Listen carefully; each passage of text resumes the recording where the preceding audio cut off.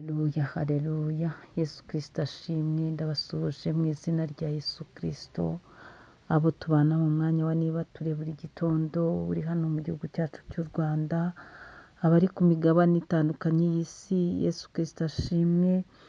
Mwene data mfasha duhereze Imana icyubahiro. Izinze ijoro izinguye amanywa, Imana ishimwe. Yakwimanye nanjye yanyimanye, yakurinze nanjye yandinze, yatubambiye amahema mu minsi itambutse, Imana ishimwe. Ntago yadutereranye, ntiyatwirengagije, yaragabuye, yaratwambitse, twararwaye iradukiza, Imana ihabwa icyubahiro. Iki gitondo tubyukiye imbere y'Imana tuyishimira ibyo ikoze iby'imbaraga, iduhaye umugisha, iduhaye umwuka ngo twongere duhumeke tubeho. Imana ishimwe, Imana ihabwa icyubahiro. Ndagushuhuje rero wowe tubana mu mwanya wa niba turi buri gitondo, wowe untera inkunga, wowe ukora komenti, wowe usangiza abandi icyigisho, uwo ni umurimo mwiza cyane. Imana iguha umugisha kandi Imana ikurebe neza. Uyu munsi rero muri kumwe na Bishop Leonira, umushumba w'itorero Elayono Mountain Church mu Rwanda. Turacyari muri teme yacu igira iti imbaraga z'ijambo. Twabonye yuko hashobora kubaho ijambo ryiza nk'uko hashobora kubaho ijambo ribi.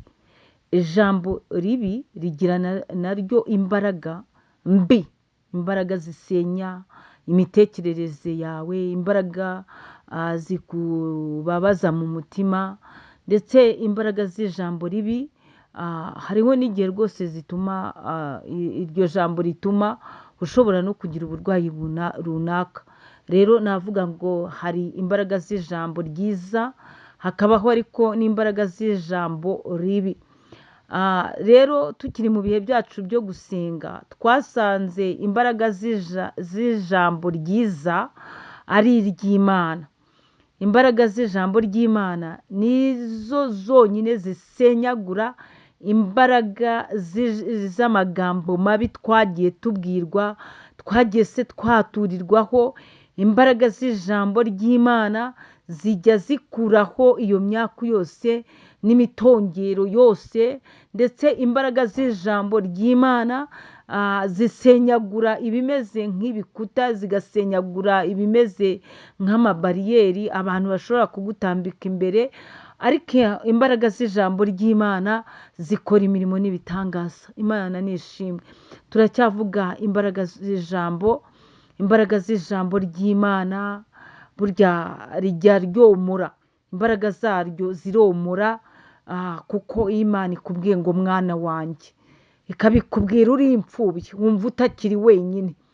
Imana ikubwiye ngo ndagukunda, wenda waranzwe, wumva rwose nubwo abantu baba bakwanga cyangwa umuntu akwanga, wumva izo mbaraga z'iryo jambo, mbese Imana ikurutiye byose. Imana ishimwe. Imana ikubwiye ngo mwana wanjye uzarya uhage, utangira guhaga utaranarya, utangira kumva unyuzwe, utangira kumva ufite ibyizere n'ibyiringiro yuko Imana yo itajya ibeshya. Imana ishimwe. Imana ikubwiye ngo nzakuzamura, nzagutambagiza ibihugu mwana wanjye. Ubirindira n'amatsiko ukavuga uti nizeye Imana ishobora byose, ko ari Imana itavuga amasigara cyicaro. Izo ni imbaraga z'ijambo ry'Imana.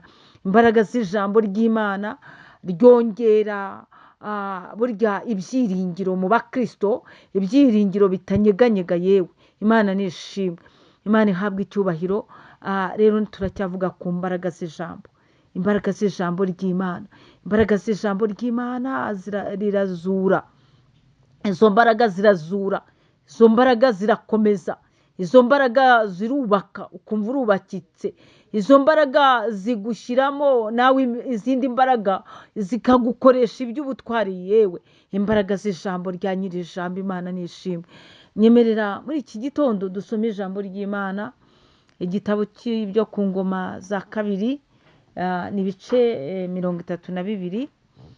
Turasoma umurongo wa 24, ariko titire y'iri jambo handitse ngo Hezekiya atakambira Imana ibakiza Senakeribu. Ni ukuvuga Senakeribu ni umwami wari wumvaga, mbese ni umwami wa Shure yumvaga rwose yamaraho Abayuda, arabatinyisha cyane, arababwira ati iyo Mana musenga se yabamarira iki? Mwiringiye iki kibatera gutegereza kuzagoterwa i Yerusalemu? Arababwira ati rwose jyewe nzabarangiriza aho ngaho. Ariko Imana ishimwe, dufite imbaraga z'ijambo rya nyir'ijambo. Hezekiya uyu nguyu nubwo yatewe ubwoba na Senakeribu, ariko yiringira Imana, yicisha bugufi, asenga Imana, arayitakambira, aravuga ati Uwiteka Imana ya Isiraheli yonyine. Arambura inzandiko imbere y'Uwiteka Imana, nuko ayereka inzandiko uwo mwami Senakeribu yatutse Imana, ngo yarazamutse ajya mu rusengero, yewe kuko yari azi ko hari imbaraga z'ijambo ry'Imana ibasha kuvuga rimwe gusa ibintu byose bigahinduka. Imana nishimwe cyane. Hanyuma rero umurongo wa 20, reka dusome umurongo wa 20.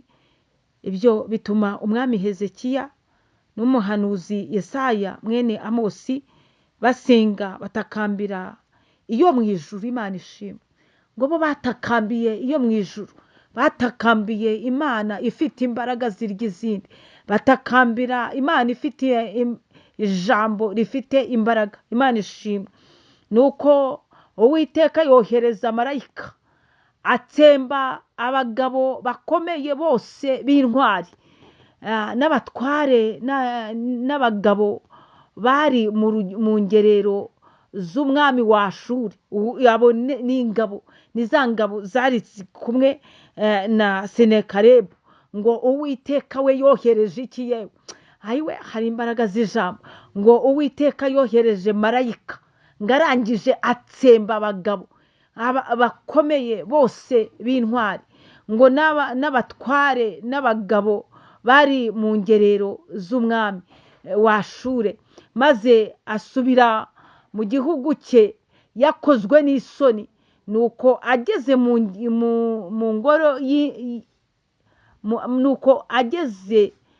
ngoro y'Imana ye mu bigirwamana, abo yibyariye bamwicishirizamo inkota. Imana irahambaye. Uko niko Uwiteka yakijije Hezekiya n'abaturage b'i Yerusalemu amaboko ya Senakeribu umwami wa Shuri, n'amaboko y'abandi bose, maze abarinda impande zose. Imana ishimwe cyane.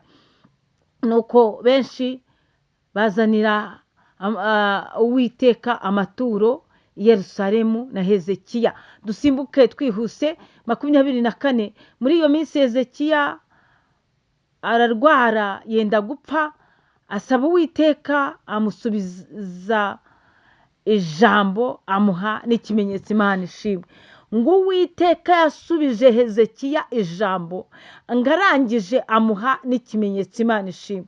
Nawe muri iyi minsi, nubwo ubabaye, nubwo urwaye, nubwo ufite ibikugoye, ariko biragukwiriye yuko usenga, kuko Hezekiya mwumvise ibye, mwumvise yuko Imana yamurwaniriye imukiza Senakeribu umwami wa Shure. Nuko ariko nyuma yaho ibigeragezo ntibijya birangira, ngo Hezekiya arongera ararwara. Arwaye rero asenga Uwiteka. Ngo Uwiteka nta kindi yakoze, amaze kumva gusaba kwa Hezekiya, ngo amusubiza ijambo. Iyo Imana igusubije ijambo, ibiguhaye kongera kuvuga, ibiguhaye kongera guhaguruka ukagenda, ibiguhaye kugira ibyo utegeka bikemera, ngo arangije amusubiza ijambo, ngo kandi amuha n'ikimenyetso. Imana ishimwe.